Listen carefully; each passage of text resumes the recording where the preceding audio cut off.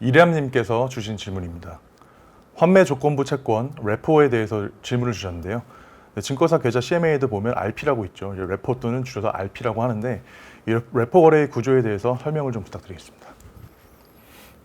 그 레포 시장은 다양하게 많이 이야기합니다. 이걸 이제 번역에서는 환매 조건부 채권 이렇게도 표현을 하는데, 네. 뭐 또는 RP라고 이야기할 때도 있고, 레포라고 이야기할 때도 있고, 뭐 역환매 조건부 채권, 리버스 RP, 리버스 레포 이런 식으로 많이 이야기를 하는데, 뭐 용어에 대해서는 너무 신경 쓰지 마시고, 이게 전부 다 뭐 하느냐면 그냥 돈 빌리는 겁니다. 돈 빌리거나 빌려주는 걸 이야기하는 거예요. 근데 담보를 잡는 거죠. 채권을 담보로 잡습니다. 그러니까 내가 이제 돈을, 가령 한국은행이 금융기관들한테 돈을 빌려주는데 그냥 빌려줬다가는 떼일 수 있으니까 금융기관들이 갖고 있는 채권을 담보로 잡고 돈을 빌려주는 거예요. 이건 뭐 민간에서도 금융기관들끼리 A 금융기관이 B 금융기관에 돈을 빌려주는데 담보가 없으면 위험하겠다 싶어서 채권을 잡고 돈을 빌려주는 겁니다. 근데 이건 담보부 대출하고는 법적으로는 다릅니다. 경제적 내용은 동일해요. 경제적 내용은 동일한데 채권을 담보로 잡고 돈을 빌려준다. 또는 이제 돈을 빌려주는 입장에서는 이걸 이제 빌려주는 입장에서 볼 수도 있고 빌리는 입장에서 볼 수도 있죠. 채권을 담보로 주고 돈을 빌린다 이렇게 볼 수도 있습니다.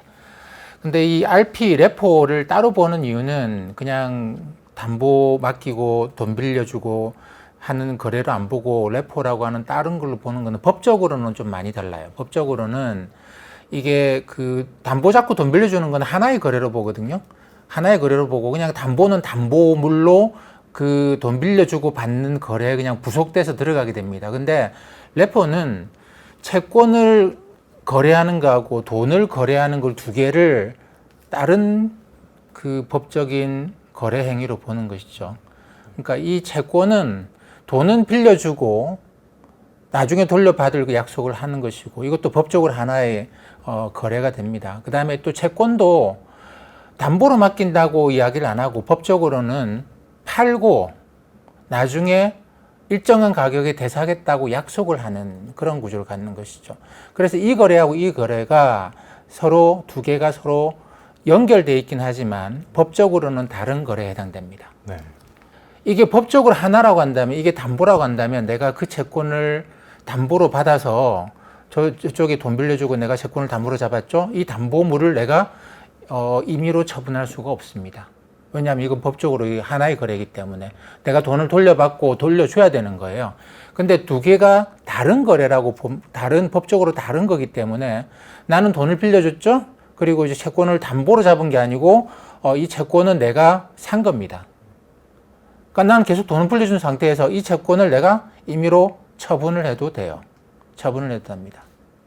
이게 이제 레포 시장이라고 이야기하는 것이죠. 그러니까 일반적인 담보부 대출 시장하고는 법적으로 다르다. 근데 이게 이제 보통 어떻게 많이 쓰이냐면 이렇게 채권을, 그러니까 이 A 금융기관, B 금융기관이 있고 A 금융기관이 돈을 B 금융기관에 빌려줬어요. 그리고 B 금융기관이 갖고 있던 채권을 A한테 팔았습니다. 나중에 다시 사겠다라는 조건으로. 그래서 이제 리퍼처스, 환매 조건부 이렇게 이야기를 하는 게 나중에 다시 사겠다는, 다시 매수하겠다라는 그런 약정이 붙어 있는 채권 매도 거래다라고 보는 것이죠. 그러면 이 B 입장에서는 돈이 필요해서 돈을 빌려갔을 수 있습니다. 빌려갔을 수 있고, A 입장에서는 돈을 빌려주고 담보로 잡는 거래도 이 RP 거래를 하기도 하고, 또는 이 채권을 빌려서 공매도 하려고, 주식도 공매도 하려고 그러면 일단 주식을 빌려와야 되잖아요.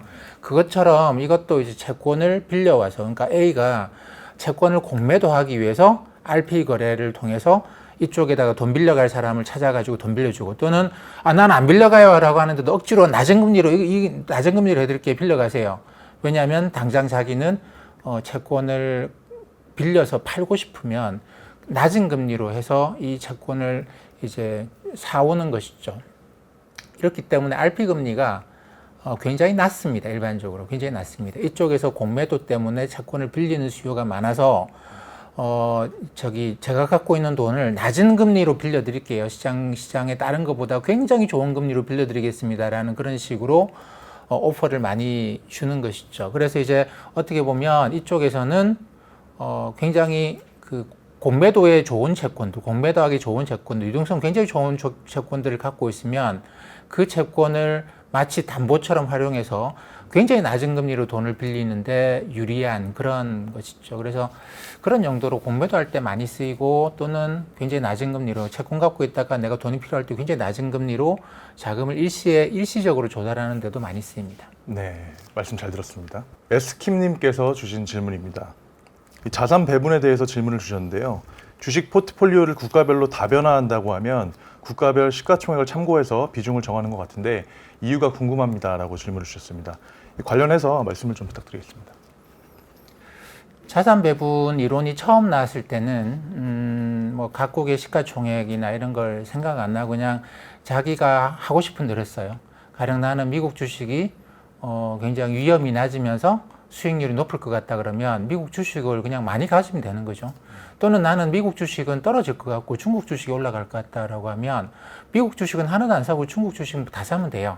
이게 처음에 나온 자산 배분 이론인데 이게 이제 수익을 극대화하거나 위험을 어느 정도 수준에서 줄여놓은 상태에서 수익을 극대화하는 이런 식의 이론이 처음 나왔는데 이 이론이 갖고 있는 문제가 뭐냐면 사실 자기는 그렇게 생각해서 다른 사람하고 무관하게 다른 사람이 뭘 하는지 무관하게 그냥 자기는 자기가 좋은 대로 했어요.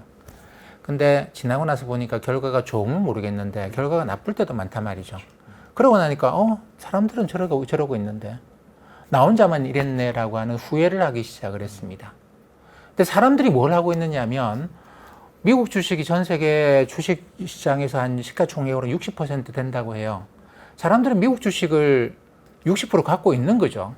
그러니까 뭐 다들 60%씩 갖고 있는 건 아니지만 다 이렇게 모아서 놓고 보면 미국 주식이 시가총액 60%라는 이야기는 전 세계 주식하는 사람들을 전부 다 모아놓고 나면 한 60% 정도의 돈은 미국 주식을 갖고 있다라는 것이죠. 남들은 다 이렇게 하고 있는데 나는 내 혼자서 완전히 다르게 미국 주식 0 이렇게 간 것이죠. 이게 결과가 좋았으면 모르겠는데 늘 좋은 건 아니죠. 나쁠 때 굉장히 심하게 나쁘단 말입니다. 그래서 시간이 지남에 따라서 너무 내 생각대로만 하지 말고 시장에 다른 사람들이 하는 거를 좀 참고해서 하자.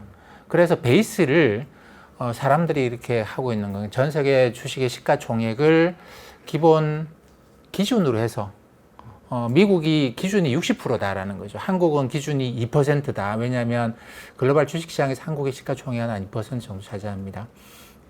이렇게 놓고 여기서 출발해서 나는 한국을 더 사고 싶다. 4%. 나는 미국을 좀 덜 하고 싶다. 뭐 50% 이런 식으로 기준선을 전 세계 시가총액을 기준으로 하자. 그렇게 하면 그냥 이거는 처음에 나온 이론 어떻게 보면 자기가 생각하는 절대적인 기준을 적용한 거죠. 근데 이제 시간 흐름에 따라서 상대적인 기준, 지금 이미 그렇게 되어 있는 시장을 기준으로 해서 그걸 기준으로 해서 거기서 조금 더 이거 늘리거나 이거 줄이거나 뭐 이런 식으로 약간만 바꿔보는 게 좋지 않겠는가. 그러더라도 충분히 자기 의견은 이제 반영이 되는 것이죠. 근데 100% 자기 의견만 다 반영했다가 틀리면 어떻게 할 거냐라는 문제 때문에 세상이 이미 만들어져 있는 질서를 기준으로 하자 그런 사고 방식인 것 같습니다. 네, 그렇군요. 말씀 잘 들었고요. 오늘도 좋은 말씀 너무 감사드립니다. 감사합니다.